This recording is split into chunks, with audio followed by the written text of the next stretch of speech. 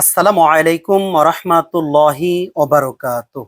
সম্মানিত ভাই বোন, টার্গেট জান্নাত পেজের পক্ষ থেকে আপনাদেরকে জানাই ঈদ উল আজহার শুভেচ্ছা। ঈদ মুবারক, ঈদ মুবারক। আজ ঈদের দিন, আনন্দের দিন, খুশির দিন।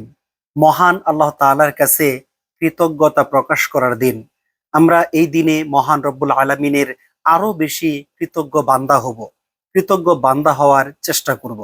আল্লাহ তাআলার কাছে সবচেয়ে বেশি পরিমাণে দোয়া করব এবং মানুষদেরকে আমরা ক্ষমা করে দিব। আমরা খুব সুন্দরভাবে, আনন্দ মুখর ভাবে উৎসব উদযাপন করার মাধ্যমে আমরা যেন এই ঈদের দিনটাকে কাটাতে পারি, সেই জন্য কিছু সুন্নাহ ভিত্তিক আমল আমাদের অবশ্যই করতে হবে।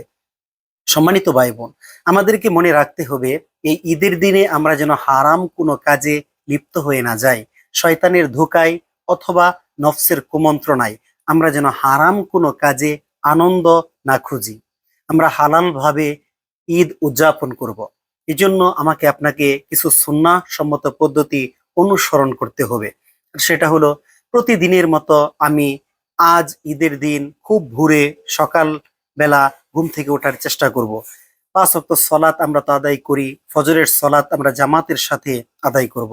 আমরা মিসওয়াক করব, আমরা গোসল করব, সুগন্ধি ব্যবহার করব, উত্তম পোশাক পরিধান করব। তারপর খুব সকাল সকাল আমরা ঈদগাহের মাঠে যাওয়ার প্রস্তুতি গ্রহণ করব। আর যখন আমরা ঈদগাহের মাঠে যাব, এক রাস্তা দিয়ে যাব এবং অন্য রাস্তা দিয়ে বাড়িতে ফিরে আসব। আর অবশ্যই অবশ্যই যখন আমরা ঈদগাহের মাঠে যাওয়ার আগে এই ঈদুল আজহার দিনে আমরা কিছু না খেয়ে যাব। তারপর নামাজ আদায় করার পর বাড়িতে এসে কুরবানির গোশত দিয়ে আমরা খাবার খাবো অথবা মিষ্টি জাতীয় কোনো কিছু খাবার খাবো। আর যখনই আমরা ঈদগাহের মাঠে যাব, তখন উচ্চ স্বরে পুরুষরা আমরা তাকবীরে তাশরিক পাঠ করব।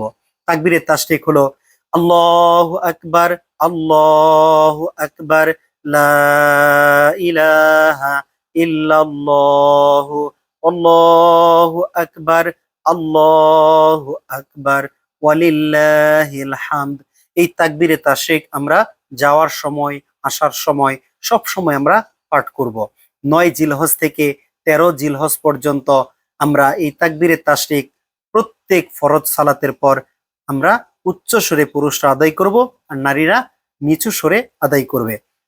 তো সম্মানিত ভাই বোন, আসুন এই ঈদের দিনে আমরা খুব সুন্দরভাবে ঈদ উদযাপন করি, মহান আল্লাহ তাআলার প্রতি আরো বেশি কৃতজ্ঞতা প্রকাশ করি। এই 9 দিন আমরা যে আমলগুলো করলাম, আল্লাহ তাআলা যেন আমাদের এই আমলগুলো কবুল করেন এবং আমাদের নিজেদেরকে ক্ষমা করে দেন। আর প্রতিবেশী যারা আছে সবাইকে নিয়ে খুব সুন্দরভাবে আমরা যেন ঈদ উদযাপন করি।